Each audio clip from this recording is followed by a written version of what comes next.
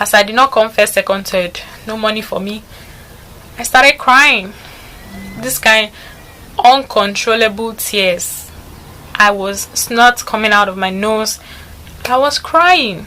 It was sad. It was very sad. Hey guys, welcome back to my YouTube channel. If you're new here, welcome. My name is Chinomso Eze.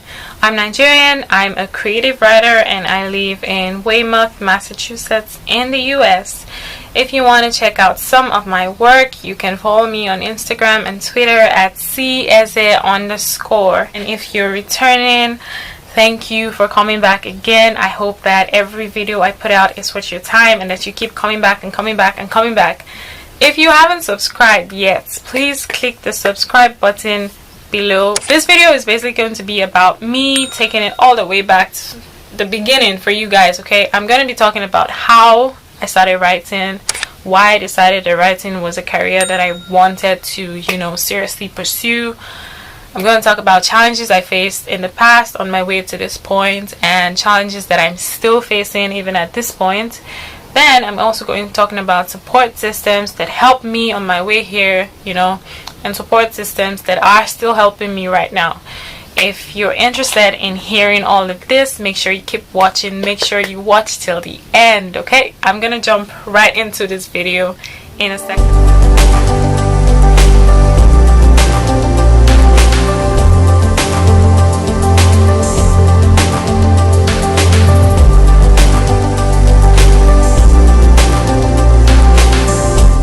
So a question that I get asked a lot is, why writing? I mean, I was born with a gift for words, or I don't know how else to put it, but yeah, I was born, with just like a knack for creativity and words and all of that. But I didn't always know that I wanted to write. I didn't always think that, writing was where I was headed. As the youngest child, I had siblings that were doing really well, and so there was a lot of unspoken expectations placed on my shoulders. And so I didn't exactly grow up with like what I wanted to be in mind.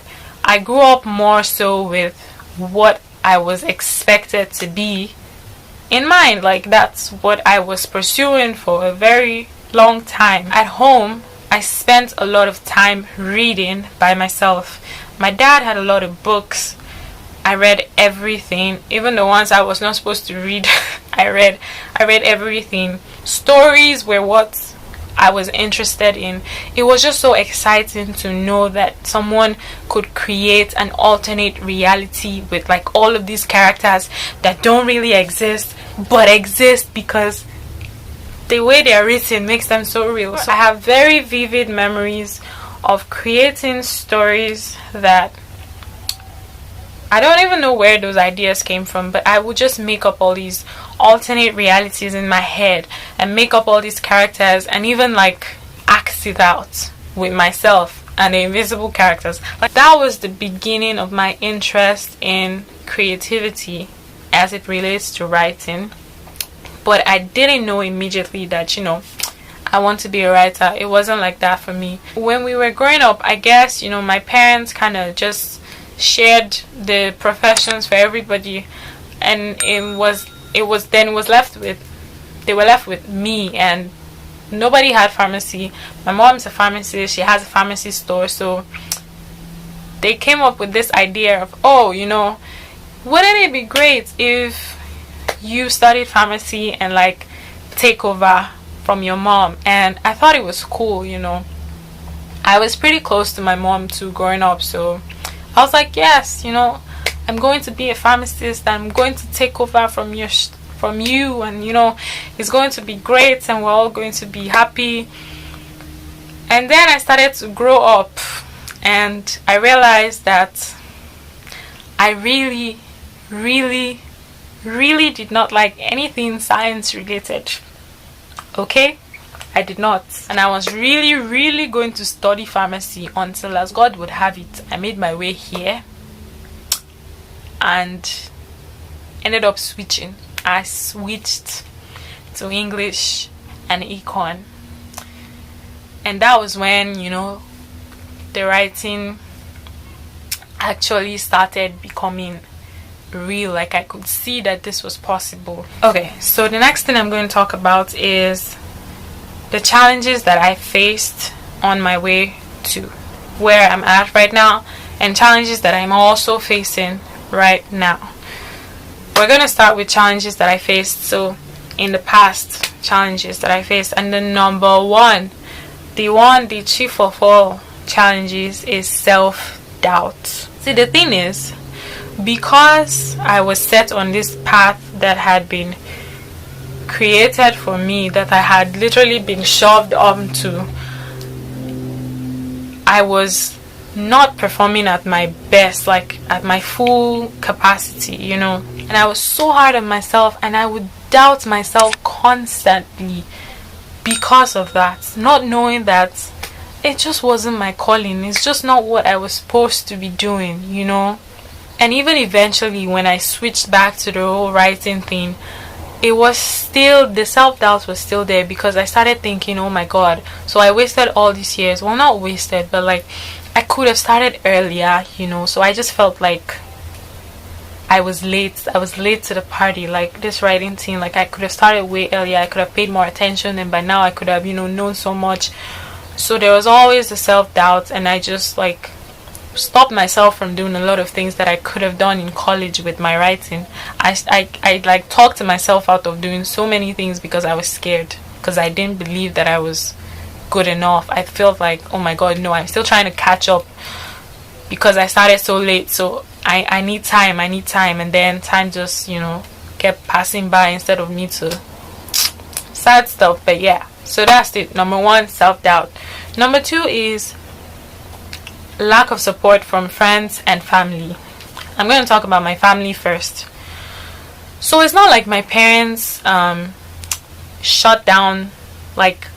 aggressively shut down any writing prospects for me or whatever, but they ignored it and sort of made it feel like it was inferior to all of the science related plans that they had for me. So that's for my family. Oh wait, so I talk about that's mostly for my parents, but with my siblings, honestly, we've never really been close to the point where we talk about our personal lives or talk about personal interests. We've never just really been close like that. I mean, we love each other, we've been there for each other most of the time, but growing up, we never had those conversations. So I don't even think that they noticed or that they were aware of my interest in writing. I don't think so. No support from there either. And then for my friends at the time growing up, I mean, we were kids, so we weren't having those conversations too about what you want to do, what you're interested in. We weren't having all those conversations, so I don't even blame them for not exactly providing support for me. They just, what they knew was that I was going to be a pharmacist, because I told them I want to be a pharmacist because I really believed that I was supposed to be a pharmacist. Number three is, it took me a long time to find a relatable mentor in the field that I could sort of focus on, right? So at that time, the only successful known Nigerian writers were still from my parents' generation, the Chino Achebes, the Wole Soyinkas, Cyprian Ekwensi. No young person, no young woman, like nobody like me that I could relate to and be like, okay, this person did it, or this person is doing it and doing it well, so I can do it. There was nobody like that. Growing up all through my primary school, I didn't know anybody like that. So with the no support and everything, I was on my own. It was until secondary school, senior secondary school, and then Chimamanda, was coming into the limelight. So it was until that moment that I was now able to find someone that I could relate to, who was doing exactly what I wanted to do and succeeding at it. Number four is that I suffered a lot of what I would call interest shaming. Now let me explain. So in secondary school, there were all these competitions that different schools would go for. And while I was in junior secondary school, so in junior secondary school, they haven't split you up into science, arts, and commercial or social science. Everybody is doing everything, all the subjects. And there were competitions where, you have to go for, most of them were science related or math related. And the school would pick like 1 or 2 or 3 students to represent them. And they'll pick me every single time in junior secondary school. And then I entered senior secondary school, and at that point I knew for sure that this science thing was not my calling. So what did I do? When it was time for any science or any math competition, I just disappeared. When I say disappear, like I look for all sorts of excuses to not be around when they are looking for those that they think will represent the school in that competition. I'm never around. And then the teachers will eventually find me and corner me and be like, so what happened? Where were you? And I'm like, I don't want to go for this competition. So you guys should focus on people that are good at this and want to go for it. You don't even want to know what these teachers would tell me every time I said that, They made me feel like I was just making a huge mistake, Like they would legit tell me that being good in English doesn't matter. No one cares about that. What they care about is all the science stuff. And that is what I should concentrate on. So I would just feel so bad. Like, why am I so interested in? So why am I good at something that is just useless in life? So that's why I said interest shaming. It was like, because I'm interested in this thing that you guys think is on a lower level, you are now shaming me for my interest, making me feel ashamed of the fact that this is what I'm good at and this is what I want to do. So those are the 4 challenges that I experienced in the past on my way here. Now, I don't really care about all those things. I'm in a better place. Alright? Now I'm going to talk about issues that I'm facing right now. Number 1, financial stability. I'm not going to lie to you. There have been tough times when I struggled, okay? I really struggled after school, especially. And it's partly my fault because, like I said, I held myself back a lot in college and I didn't do many things that I could have started doing with this whole writing thing. So because of that, by the time I graduated, I was like, oh shit, I don't really have as much experience as I would like to have in order to like get a job in maybe a publishing company or like with any writing related job. I was just like, no. And so every job that I've had since I graduated has been econ related. Okay? And then number 2 is time management. With my job, it's technically like a 40 hours a week job, sometimes more depending on what needs to be done. But every time I go to work, by the time I come back, some days I get back at like 10:30, almost 11. I just want to sleep. I don't want to do anything. I don't want to talk to anybody. I don't want to do anything. I just want to sleep. And so I sleep. But with this writing thing, and especially knowing that I want to put my own work out there, I have to write. So finding the time, like finding a balance between work and writing, struggle. Number 3 challenge, I struggle a lot with comparing myself to people that, were around the same age, maybe graduated the same year, they are doing the same thing, writing related, but they are so far ahead, and I'm just here like, oh my god, I'm only just getting 1 book published now. It's not even yet published. We are still publishing it, and I have to constantly tell myself everybody's journey is different. So now that I've talked about all of the nonsense challenges, now I'm going to talk about the good things that have happened to me, the good things that are still happening to me, support systems that I've had in the past and support systems that I have right now.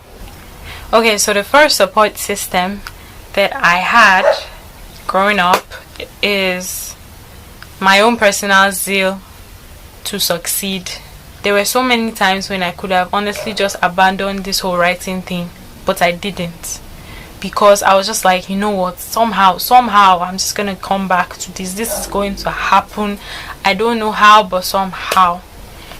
The second support system is more indirect. It wasn't really like a direct support system that I had around me or anything, but it happened, and it was very, very, very helpful in getting me to this point. And that was my first encounter with Chimamanda Ngozi Adichie. If you don't know who she is, she's a Nigerian writer with how many books? 4, 5. Anyways, look for her books. Purple Hibiscus, Half of a Yellow Sun, Americana, The Thing Around Your Neck, her TED Talks. Look for everything. There was this essay writing competition. I think it was sponsored by Nigerian breweries. During the award ceremony,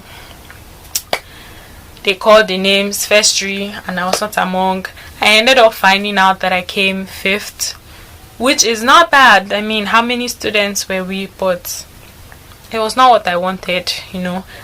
I didn't just want to come first for coming first sake. I wanted to come first because the cash prize was like 200,000 naira, not dollars. And at the time, my parents were really struggling, and I knew that they needed that money. So I really wanted to win that money for them. I had gotten some money, like 50,000 and I think 10 or 15 from the zonal level and the state level, but like 200k, I really wanted it. So as I did not come first, second, third, no money for me, I started crying. This kind uncontrollable tears. I was snot coming out of my nose. I was crying. The host for the award ceremony was this lady. She's a very popular Nigerian presenter, Adeswa. I think we just know her as Adeswa. She saw me crying and she came over, you know, started talking to me, and she was like, you really wanted this, huh? And I was like, yes, you know, I was crying. And she saw that the tears were not stopping, so she left and she came back with Chimamanda, and I was like, this is not how I wanted to meet my hero. I'll be my hero. This is not how I wanted to meet her. But there she was, and like the tears intensified because I was like, this is not how I wanted to meet her. And she didn't even say anything for like the first few minutes. She just held me, and I was crying, and then finally the tears subsided. And then she started talking to me, and she was like, why are you crying? Are you crying about, you know, the competition, or is there something else? And I said, I just really wanted to win it for my parents, and you know, it just hurts that I wasn't good enough. And she was like, no. And then she gave me this whole talk that I still remember till today, almost word for word. She told me, she was like, listen, life is never a straight road. There will be ups, there will be downs. Today I'm successful and everybody's talking about my successes, but nobody is talking about my failures. Does that mean that I never failed? Does that mean that I don't have times when I was like, I'm not good enough, I can't do this? No, but I didn't give up. I kept trying until I got to where I'm at. And at this point, my failures don't even matter anymore, because the success is what everybody's interested in, what everybody's is talking about. So that you didn't win this, you're not a failure. This isn't even a failure. It just means it's not for you. So what do? You dust yourself up and you keep going, and you go look for that which is for you. So she said, keep writing. You love writing, you're passionate about it, you're good at it. Keep writing, and a few years from now, you'll be surprised. You'll look at this day and be like, oh my god, was that me? And I remember every word of what she says, and she does not know what she did for a little girl that day, but every single time that I felt down, every time that there was some sort of obstacle in my way, her words, I remember that day, and I'm like, if not for anything, because I want to prove her right, I will keep going, I will keep working, I will keep doing what I'm doing. Okay, that encounter was just very, very impactful in my life. Okay, the third and the final support system that I had in the past, just to help me get to where I am right now, is two people that I met while I was in college, while I was at Smith College. The first person, shout out to Mr. Kevin Kwashi of Smith College. Professor Kevin Kwashi of Smith College. So he was my liberal arts advisor when I entered Smith, and as we got to know each other, he was like, what are you, this science engineering, what are you doing? We both know where you're supposed to be. And I try to explain my parents this, my parents that, and he was like, all due respect to your parents, at the end of the day, it's your life. You're the one who's going to live with your decisions. You're the one who's going to have to deal with whatever career you end up doing, wherever you end up. It's you. Can you live with yourself if you do not embark on this path that you know is meant for you? And he kept pushing and pushing and pushing until I declared that English language and literature major. Then the second person, shout out to Stacy Steinberg, also in Smith College. So technically she was my boss in Smith College. She was like one of the people that kept pushing, kept encouraging me through the ups and the downs. And when I say down, I mean really down. The downs, like when I was like, what is life? Like, I'm tired. She was one of those people that was always there, always pushing, always believing, always like, yes girl, you can do it, I'm here for your greatness. So shout out to Kevin Kwashi and Stacy Steinberg. You guys are the real MVP. They were very, very, very, very, very important support systems for me on my way to this point where I'm at, where I'm like, okay, I got a book ready, let's get it published and all that. Okay, lastly, to crown everything up, I'm going to talk about support systems that I have right now that are helping me stay focused on this writing journey. Number one is myself. So many things have happened to me in this my short life that I've gotten to the point where I am my own biggest fan. I'm my own biggest support system. I am pushing myself forward. I'm cheering myself. I am here for my greatness. Do you understand? Like, there's nothing anybody can tell me at this point that I'll be like, oh my god, I'm so scared. Guys, have you seen my fingers? These ones came off. Anyways, as I was saying, so at this point, I am my own biggest fan. I'm my own biggest supporter. I believe in myself so damn much that, like, there's nothing anybody can tell me. Like, I don't care what you think.